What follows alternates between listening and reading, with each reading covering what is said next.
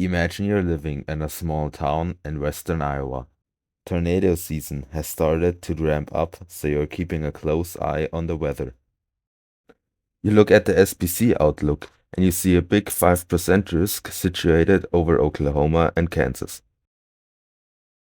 Luckily, since you live far away from the main threat, you don't worry and you just continue with your day. Yet the unexpected happens, and by the end of the day, your town is destroyed. This is the story of the Minden Iowa EF3.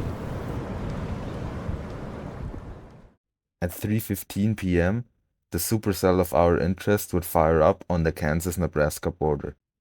It would continue to move almost straight north at around 45 miles per hour and merge with storms coming in from the south. Here, the supercell would produce its first tornado, a EF1 that would hit Pacific City and track for 2.7 miles with a max width of around 200 yards. Around 8 miles after the EF1 dissipated, the storm would produce its second tornado. This EF3 would start off 7 miles southeast of Council Bluffs and almost instantly grow to a size of a quarter mile. It would then destroy every wall of a family residence, getting rated EF3 with 154 miles per hour. After passing the town of Quick, it would reach its maximum size. And after dealing EF2 damage to a home and some more EF0 damage to trees, the tornado would dissipate northeast of McClelland. This tornado would track for 13 miles and have a max recorded wind speeds of 145 miles per hour. Its maximum size was a bit over half a mile wide. And around 2 miles south of where this tornado dissipated, the Minden Iowa EF3 would begin to form. For the first 5 miles of its life, the tornado would stay over mostly rural areas, passing between the towns of York and Bentley. Meteorologist Andrew Pritchard is positioned around half a mile north of Minden and is watching the tornado start to form up. Looking south, although clear rotation is visible, there's only a small funnel for now. At around 5:30 to 5:35 p.m., the sirens in Minden would start up, just 10 minutes before the tornado would hit.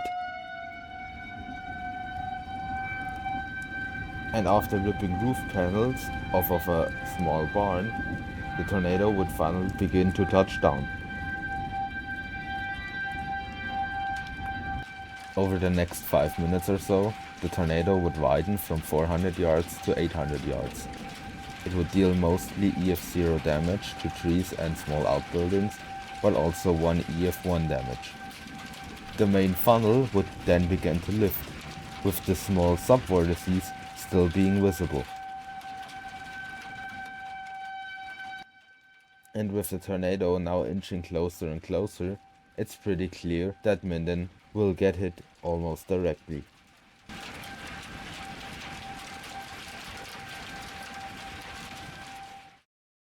And at around this time, storm chaser Jordan Hall would start recording about 1 mile northeast of town. Looking south, the previously mentioned multi-vortex structure is clearly visible, with multiple vortices rotating around a common center. The tornado would stay in this multi-vortex structure until just a minute before it would hit Minden, where the vortices would get more clear and a main funnel was beginning to form again. Wow, guys, shoot that. Just shoot. We're fine.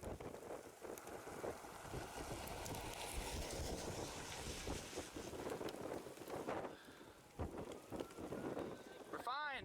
We're fine. If you look closely at the bottom of the tornado now, you can see that it's tearing down a lot of trees. Horizontal rolls.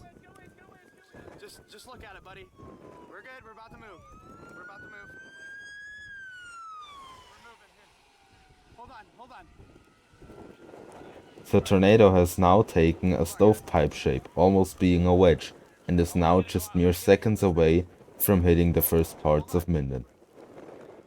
Hold on. We're gonna move. We're gonna move. The tornado has also grown to 3/4 of a mile wide now and is slowly transitioning into a wedge. I know, we're good, just breathe, just breathe. Give it about 10, 9.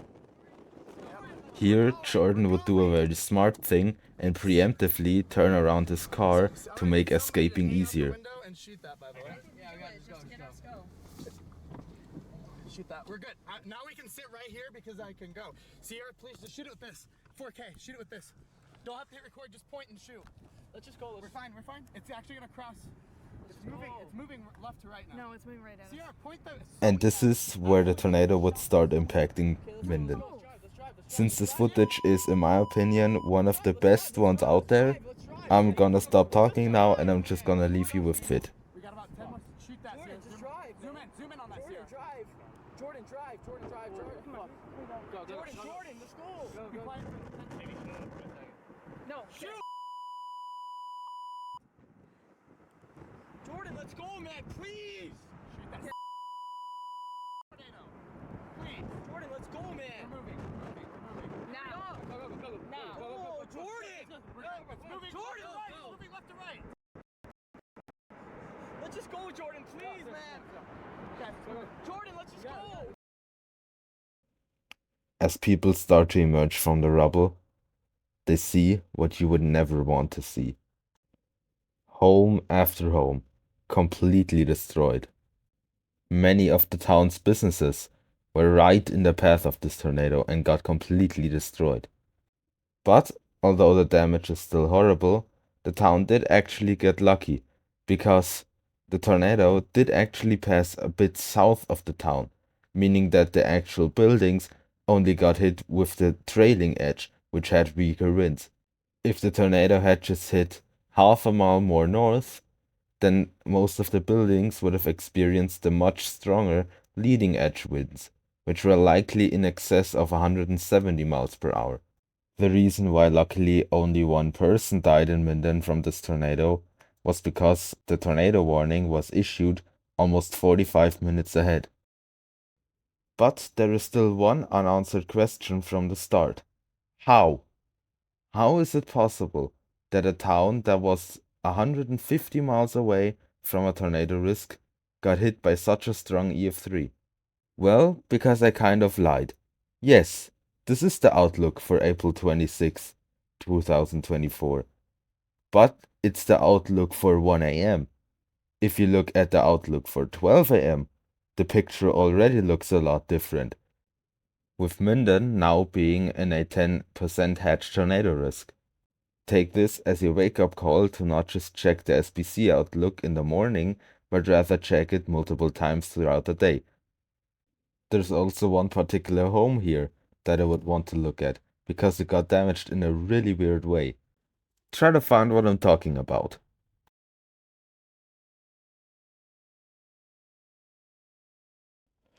It's this street what I'm talking about, or rather, the home that is now standing on it.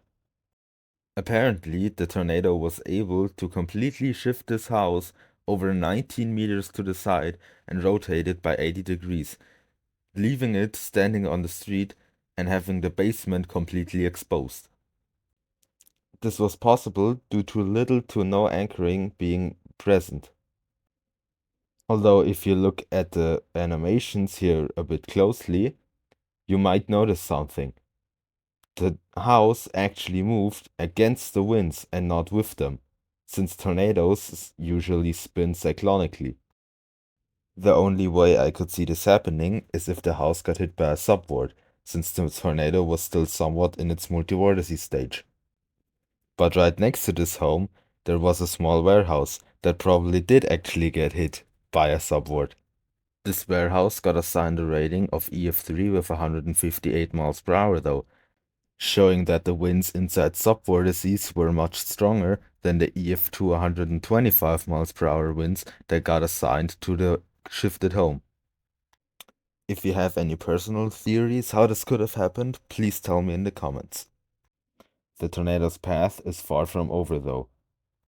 After exiting Minden at around 5:46 p.m., the tornado would continue northeast and pass within just 1.5 miles of Shelby.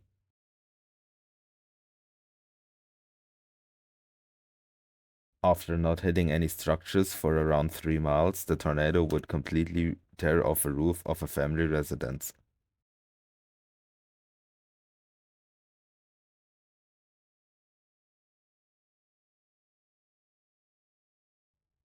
The tornado would then slightly shift north and hit a brick home right next to the town of Tennant.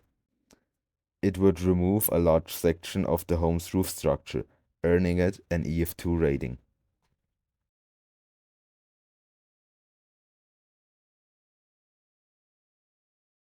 The tornado would then likely significantly weaken for a short period of time, as it would core a family residence but only deal EF1 damage.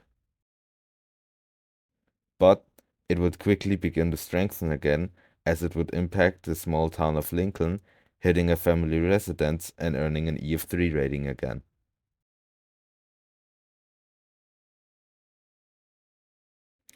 And just a few minutes later, at 6:08 p.m., a dhow positioned northwest of Harlan would scan the tornado, which would reveal that it had winds of well in excess of 200 miles per hour.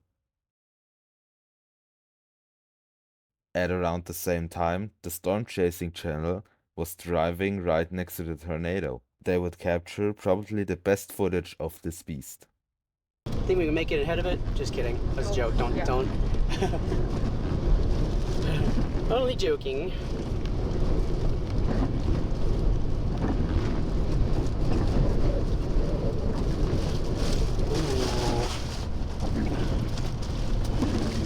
Oh, watch out, there's that.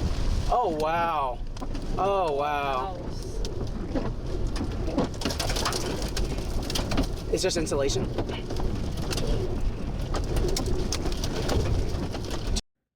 But since the tornado is now crossing the road right in front of them, they would have to stop.